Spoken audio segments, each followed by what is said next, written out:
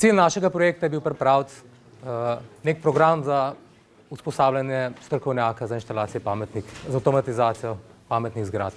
Skratka, do zdaj sem videl, da so bile vse predstavitve nekako od odzgoraj navzdol. Skratka, z vidika uporabnika, z vidika tega, kaj lahko sistemom prihranimo, kako privarčujemo. Mi, predavatelji, pa moramo gledati od spodaj navzdol. Kako bomo našim študentom prikazali vsaj osnove pametnih inštalacij, kakšno opremo bomo uporabili. Skratka, jaz sem se začel sodelovati z višjo strokovno šolo pred 4 leti. Takrat sem začel poučevati predmet inteligentne inštalacije in za ta predmet je obstajal nek program in za nas predavatelje je program navodilo delodajalca, kako naj predavanja izvedemo, da bomo dosegli neke učne cilje. In seveda v strokovni literaturi lahko hitro najdete neke teoretične okvire, kako boste znanje podali študentom, kaj hitro se pa zaplete takrat, ko začnete načrtovati laboratorijske vaje. Skratka, če si predstavljate, v šolstvu imamo normative, v eni učilnici imamo sočasno prisotnih 16 študentov, če jih damo v skupine po 2 osebi, imamo takoj 8 skupin.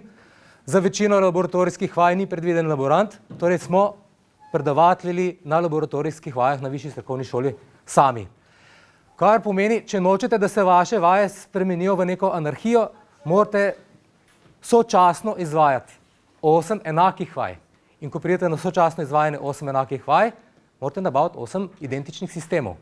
In ko sem poslal prvo povpraševanja za sisteme, ki so bili predvideni v učnem načrtu, za sistem DALI in za sistem KNX, sem za en sistem, ki je vključeval nekaj stikal, pa nekaj DALI luči, pa senzor prisotnosti pa gibanja, končal na ceni 600 evrov, za KNX sistem z recimo integracijo z DALI sistemom pa na ceni 1200 evrov, kar bi pomenilo 20 000 evrov za začetek laboratorijskih vaj na programu.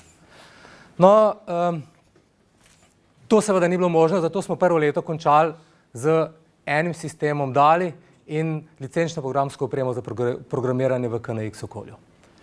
Na srečo sem takrat našel na spletu IoT napravo proizvajalca Sonoff, ki je zasnovana na ESP-ju 2866 in te naprave se lahko preko mobilne aplikacije povežejo na enoten sistem.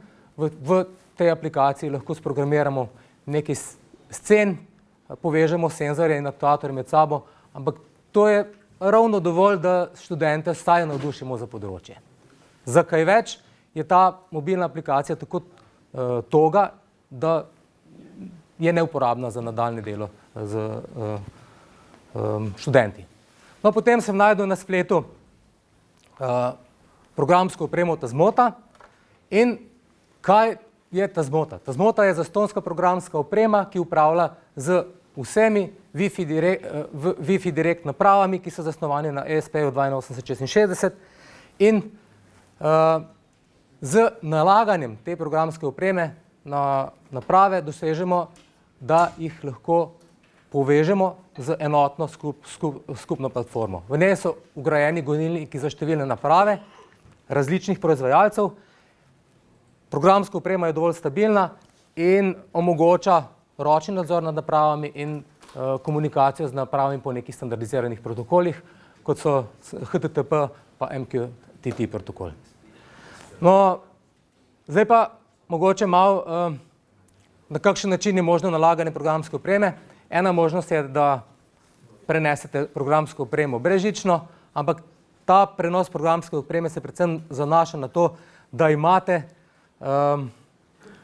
neke luknje v komunikacijskem protokolu proizvajalca, ampak takoj, ko proizvajalec za te luknje izve, te luknje pokrpa in običajno takšno brezžično nalaganje programske opreme odpove. Druga možnost je MacGyver možnost, se pravi, da odprete napravo, se povežete z pini za programiranje ESP-ja, s programatorjem in zamenjate programsko opremo. Zdaj, če govorimo o cenah, programator, $1, recimo takšen umestnik reda $15, to je aktuator za vklop neke luči. takšno le učno okolje, $2,5. Tako da upam, da sem vas prepričal, da je to zadost poceni okolje, da ga lahko vsaka srednja šola ali pa recimo višja šola si privošči v 10 recimo identičnih izvedbah. No in zdaj, kako pridemo do programske opreme, skratka povežemo se na splet, poiščemo bin datoteko in na tej spletni povezavi najdete že v bistvu povezane in prevedene izvedbe različice programske opreme, ki podpirajo različne IoT naprave različnih proizvajalcev. Skratka, znotraj ene prevedene datoteke lahko dobite podporo tudi večjih proizvajalcev, ampak s tem velikost vaše bin datoteke raste in ker ste omejeni z bliskovnim pomnilnikom procesorja, je bolje, da pač preverite, kakšna je velikost tega pomnilnika in potem izberete ustrezno velikost te binarne datoteke. No, torej, če za prenos uporabimo lahko eno tako programsko opremo, ki je tudi brezplačna, na voljo na naslovu, ki sem ga tukaj prikazal. In trenutno uporabimo PyFlasher, zato ker omogoča tudi brisanje kompletnega bliskovnega pomnilnika, predvsem tega dela datotečnega sistema, ker če tega dela ne pobrišemo, se včasih zgodi lahko, da po samim namestitvi programske opreme naprava ne bo delovala.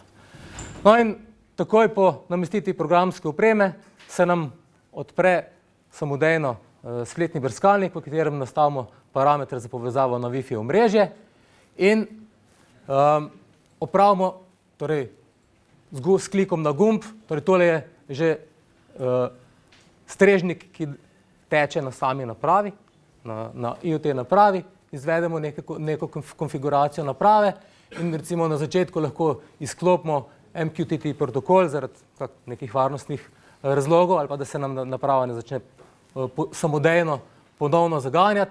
In najbolj zahtevna operacija je bila do nedavnega tale. Pravi, s to konfiguracijo mi dejansko povežemo posamezne izhode mikrokrmilnika z senzorji in aktuatorji. Torej vsak proizvajalec, zato da to storimo, moramo pa dobiti schematik od proizvajalca. Pravi, moramo imeti električno shemo in pogledati, kateri pin procesor je povezan na izhod nekega senzorja. Ampak zahvaljujoč enemu gospodu, mi je ime šlo iz glave, je na spletu objavljena podatkovna baza nastavitev za naprave. In leta avgusta 2019 je bilo v tej podatkovni bazi 400 naprav, ki jih podpira programska oprema. Danes, zjutraj sem preveril, je v tej podatkovni bazi prek 900 naprav. Kar pomeni, da imate res možnost izbirati med napravami različnih proizvajalcev in torej poiščete po imenu ali pa po skupinah, po regiji vašo napravo in enostavno iz baze povlečete nastavitve za vašo napravo, skonfigurirate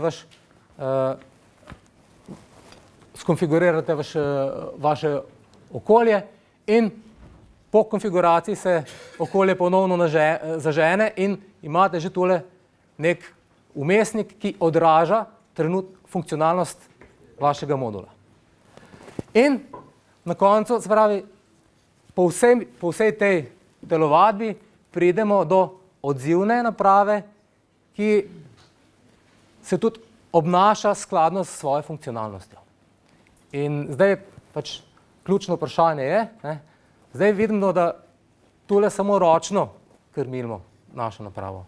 Cilj pametne inštalacije pa je, da vse naprave povežemo v eno okolje, ki deluje usklajeno. In na tej povezavi boste najdli celo kupico integracijskih okolij in osebno sem preizkusil samo tale Home Assistant, ki komunicira z vsemi napravami, se pravi z vsemi zmota napravami v MQTT protokolu in na ta način lahko potem tudi povezujemo naprave med sabo, jim skupinsko pošiljamo ukaze, skupinsko spreminjamo, jih skupinsko ugašamo, prižigamo in tako naprej.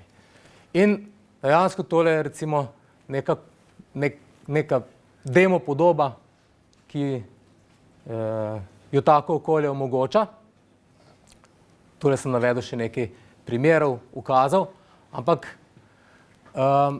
ključno, kar želim povedati, je, da absolutno okolje ni primerno za neko profesionalno rabo, ampak je pa v bistvu neko dokaj močno orodje, v katerem študentje ne potrebujejo naprednega znanja C++ in potrebujejo predvsem pregled nad opremo in razumeti morajo koncepte delovanja pametnih inštalacij in ukvarjati se morajo z logiko delovanja pametnih inštalacij, se pravi z logiko regulacije parametrov bivalnega ugodja. Skratka, zdi se mi, da na ta način jih lahko nekaj naučimo, uporabe profesionalnih sistemov jih pa boste mogli naučiti vi v podjetjih. Hvala.